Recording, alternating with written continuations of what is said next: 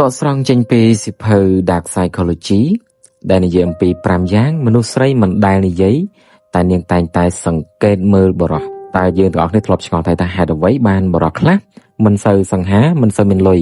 ប៉ុន្តែអាចតាក់ទាញចិត្តមនុស្សស្រីបានខណៈដែលបរិសុទ្ធខ្លះគាត់សង្ហាគាត់មានគ្រប់យ៉ាងប៉ុន្តែទំនាក់ទំនងមិនសូវជោគជ័យឡើយមូលហេតុមួយគឺមនុស្សស្រីមិនត្រឹមតែមើលអ្វីដែលយើងតែងតែនិយាយពួកគេសង្កេតមើលសកម្មភាពអាកប្បកិរិយានិងរបៀបរស់នៅរបស់យើងរាល់ថ្ងៃថែមទៀតផងលួចមើលលួចសង្កេតលួចវិនិច្ឆ័យភ្នែក100មែនតើគឺភ្នែកមនុស្សស្រីហើយថ្ងៃនេះយើងនឹងមកនិយាយអំពី5យ៉ាងដែលមនុស្សស្រីមិនដែលនិយាយចេញមកទេតែនាងតែងតែលួចសង្កេតមើលបើសិនបើយើងយល់ចំណុចទាំងនេះយើងនឹងអាចដឹងពីទំនាក់ទំនងកាន់តែច្បាស់និងរបៀបតាក់ទងពួកនាងកាន់តែច្បាស់ផងដែរតែសូមចាំថាចំណុចទាំងអស់នេះវាគ្រាន់តែជាគំនិតទូទៅជា overall ជានិយាយរួមប៉ុន្តែមិនប្រកាសចំពោះមនុស្សស្រីគ្រប់គ្នានោះទេប៉ុន្តែគឺភាគច្រើនទី1នាងសង្កេតតែងតែលើសំទោសនាងសង្កេតថាតើអ្នកជាមនុស្សប្រុសប្រកែគ្រប់គ្រងអារម្មណ៍បែបណាគ្រប់ស្ថានភាពគ្រប់កលៈទេសៈជាប្រភេទមនុស្សប្រុសស្រាបញ្ជាជាប្រភេទមនុស្សប្រុសកំហឹងបញ្ជាឬក៏បញ្ហាបញ្ជាមនុស្សស្រីជាច្រើនមិនវាយតម្លៃមនុស្សប្រុសត្រឹមពេលគាត់សប្បាយចិត្តនោះទេពួកគាត់ចាប់អារម្មណ៍ទៅលើផ្សេងទៀតនៅពេលដែលបរិសុទ្ធយើងជួបបញ្ហាជាដើមស្រមៃថាមានបរិសុទ្ធ2នាក់ឧទាហរណ៍ណាទាំង2នាក់ជួបបញ្ហាដូចគ្នាម្នាក់ខឹងស្រែកវាយរបស់របរឬបន្ទោសអ្នកដទៃឯម្នាក់ទៀតស្ងប់ស្ងាត់គិតរកដំណោះស្រាយ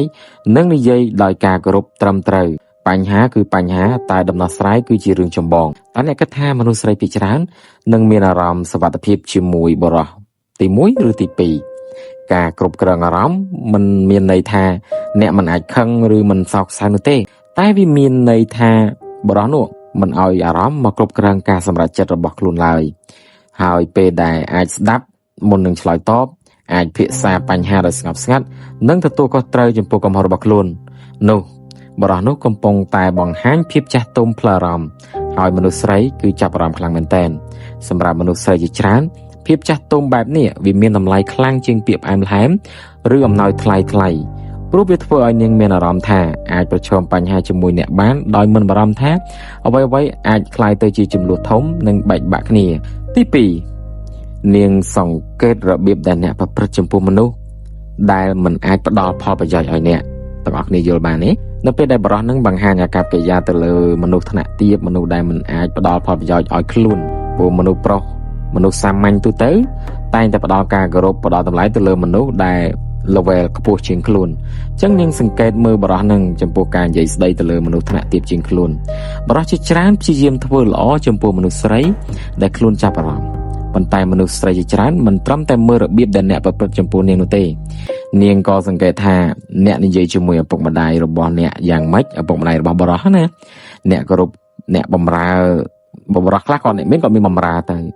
ឬក៏បម្រើតាមហាងផ្សេងទៅយើងទៅញ៉ាំអីតែងតែមានអ្នករត់តុពួកគេតែងនិយាយថាមនុស្សតែងតែចេញអត្តចរិតពិតប្រាកដនៅពេលដែលនិយាយជាមួយនឹងអ្នករត់តុអ្នកបម្រើតាមហាងផ្សេងហ្នឹងហើយចេញចរិតពិតហើយតែគាត់និយាយស្ដីខ្លាំងលើក្របគោរពថ្លៃថ្នូរវាស្មើអីអាហ្នឹងគឺពេលហ្នឹងឯងយើងលួចមើលគាត់ឬក៏មើលទៅរបៀបដែលគាត់និយាយជាមួយមិត្តភ័ក្តិរបស់គាត់មិត្តរួមការងាររបស់គាត់បែបណាហេតុអ្វីបានជាវាសំខាន់ត្រង់ហ្នឹងព្រោះមនុស្សភាគច្រើនជឿថារបៀបដែលយើងប្រព្រឹត្តចំពោះអ្នកដទៃថ្ងៃនេះអាចជារបៀបដែលអ្នកនឹងសំទោសអាចជារបៀបដែលបរិសុទ្ធនឹងប្រព្រឹត្តចំពោះដៃគូរបស់គាត់នៅថ្ងៃក្រោយបើអ្នកស្លូតបូតតែពេលចង់បានអ្វីមួយប៉ុន្តែរឹងរូសឬមិនគោរពអ្នកដទៃនៅពេលដែលគ្មានផលប្រយោជន៍នោះវាអាចនឹងធ្វើឲ្យមនុស្សស្រីសង្ស័យផ្ទុយទៅវិញការគោរពអ្នកដទៃដោយស្មារតីបង្ហាញពីអត្តចរិតលក្ខណៈដែលពិបាកខ្លាញ់បន្លំទី3នាងសង្កេតថាអ្នករក្សាពាក្យសន្យាបានឬអត់ការទុកចិត្តមិនកាត់ឡើងដោយពាក្យសម្ដីនោះទេវាកាត់ឡើងដោយការចេញសកម្មភាពតែកាត់ឡើងម្ដងហើយម្ដងទៀតព្រោះអ្នកខ្លះគាត់ដឹងចំណុចនេះគាត់នឹងធ្វើសកម្មភាពតែរបស់ដែលមិនសិននិងសកម្មភាពនោះវាមិនជាចេតកានោះទេវានឹងរលត់បន្តិចម្ដងព្រោះវាជារបស់ fake បើអ្នកនិយាយថានឹងមកម៉ោង6តែតែងតែមកម៉ោង7បើអ្នកសន្យាថានឹងទូរស័ព្ទតែភ្លេចជាញឹកញាប់បើអ្នកនិយាយថានឹងផ្លាស់ប្ដូរអ្វីមួយប៉ុន្តែមិនដែលធ្វើរឿងតូចៗទាំងនេះនឹងធ្វើឲ្យការទុកចិត្តរបស់នាងថយចុះបន្តិចម្ដងមនុស្សស្រីជាច្រើនមិននិយាយថាខ្ញុំកំពុងសាកល្បងអ្នកទេប៉ុន្តែនាងអាចកំពុងសង្កេតថាតើអ្នក កំពុងតែស្របនឹងសកម្មភាពរបស់អ្នកឬទេពាក្យសម្ដីនោះសំទោសពាក្យសម្ដីនោះស្របឬទេមនុស្សដែលអាចរក្សាពាក្យសន្យារឿងតូចៗជាញឹកញាប់ត្រូវបានគេចាត់ទុកថាអាចទុកចិត្តបាននៅពេលជួបរឿងធំៗហេតុអ្វីរឿងតូចៗគាត់គោរពម្លឹងហើយចុះទម្រាំរឿងធំទាំងអស់គ្នាទាន់ប៉ុន្តែមនុស្សខ្លះតែងនិយាយយកលេសថា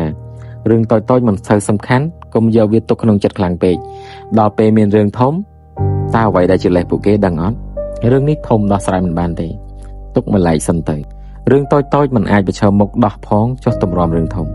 អូខេទី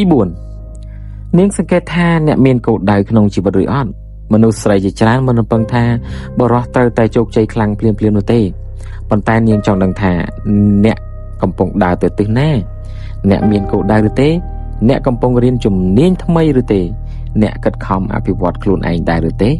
មនុស្សដែលមានទិសដៅក្នុងជីវិតជាញឹកញាប់បង្កើតអារម្មណ៍នៃស្ថិរភាពនិងការទុកចិត្តផ្ទុយទៅវិញបើមនុស្សម្នាក់រស់នៅដោយគ្មានផែនការគ្មានការទទួលខុសត្រូវឬបោះបង់គោលដៅងាយមិនទុកចិត្តខ្លួនឯងខ្ជិលវានឹងអាចធ្វើឲ្យមនុស្សក្បែរខ្លួនបារម្ភពីអនាគតនិងលែងមានទំនុកចិត្តបាត់បង់ក្តីស្រឡាញ់គោលដៅមិនបាច់ធំដុំពេកទេអ្វីដែលសំខាន់គឺអ្នកកំពុងតែរីកចម្រើនបន្តិចម្ដងជាជាងរស់នៅក្នុងបច្ចុប្បន្នមិនមានការរៀនអ្វីដែលថ្មីខ្ជិលធ្វើការឲ្យតែរួចពីដៃរបៀបថារស់ប៉ុណ្ណេះសមល្មមចូលនៅក្នុងនិយមន័យមនោគមវិជ្ជារបស់ជនជាតិខាងក្រៅដែលនិយាយថាពេញចិត្តនៅអ្វីដែលខ្លួនកំពុងមានគេបង្រៀនយើងបែបនេះប៉ុន្តែគេកំពុងតែបង្កើតអ្វីដែលថ្មីពង្រីកមហិច្ឆតារបស់គេរាល់ថ្ងៃទាំងអស់គ្នាប្រយ័ត្នមែនទែនទី5នាងសង្កេតថាអ្នកគោរពខ្លួនឯងប៉ុណ្ណានេះប្រហែលជាចំណុចសំខាន់បំផុតមនុស្សដែលមិនគោរពខ្លួនឯងជាញឹកញាប់ព្យាយាមទទួលស្គាល់ពីអ្នកដទៃគ្រប់ពេលវេលាតែម្ដងពួកគេខ្លាចការបដិសេធខ្លាចនៅម្នាក់ឯងនិងព្រមទទួលយកនៅអ្វីៗគ្រប់យ៉ាងដើម្បីកុំឲ្យនរណាម្នាក់ចាកចេញផ្ទុយទៅវិញបរិះដែលគោរពខ្លួនឯងមិនមែនជាមនុស្សក្រអឺតក្រទមទេគាត់ដឹងពីតម្លៃរបស់ខ្លួនគាត់អាចនិយាយដោយសភាពថាទេនៅពេលចាំបាច់គាត់គោរពព្រំដែនរបស់ខ្លួននិងគោរពព្រំដែនរបស់អ្នកដទៃការគោរពខ្លួនឯងមិនមែនធ្វើឲ្យអ្នកនៅឆ្ងាយពីមនុស្សទេ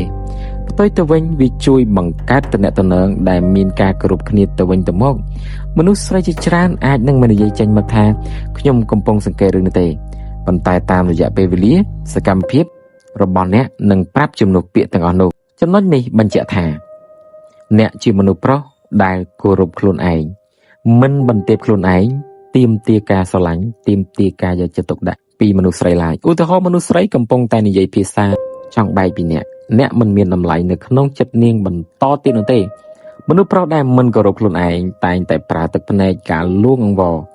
ឧទាហរណ៍ថាអ្នកបានលួងអង្វរនាងដើម្បីឲ្យនាងនៅចិត្តអ្នកនៅពេលនេះប៉ុន្តែពេលក្រោយលើកទី2លើកទី3វានឹងធ្វើឲ្យសកម្មភាពនេះកាន់តែខ្លាំងហើយមិនអាចផ្សះផ្សាបាននោះទេនៅចុងបញ្ចប់មនុស្សស្រីមិនមែនសង្កេតតែរូបរាងឬលុយនោះទេពួកគេច្រើនសង្កេតរឿងតូចៗតែបង្ហាញពីចរិតលក្ខណៈពិតរបស់មនុស្សម្នាក់ប្រសិនបើអ្នកចង់ក្លាយជាបរិះដែលគួរឲ្យគោរពការផ្ដោតលើការធ្វើឲ្យអ្នកដទៃចាប់អារម្មណ៍តែមួយមុខចូលផ្ដោតលើការអភិវឌ្ឍខ្លួនឯងការរក្សាពាក្យសន្យាការគ្រប់គ្រងអារម្មណ៍និងការគោរពទាំងខ្លួនឯងនិងអ្នកជុំវិញខ្លួនពេលដែលអ្នកធ្វើបានទំនាក់ទំនងល្អៗនឹងមានឱកាសកើតឡើងដោយធម្មជាតិនិងមិនថមថយចុះព្រោះរបស់ស៊ីនរបស់ពិត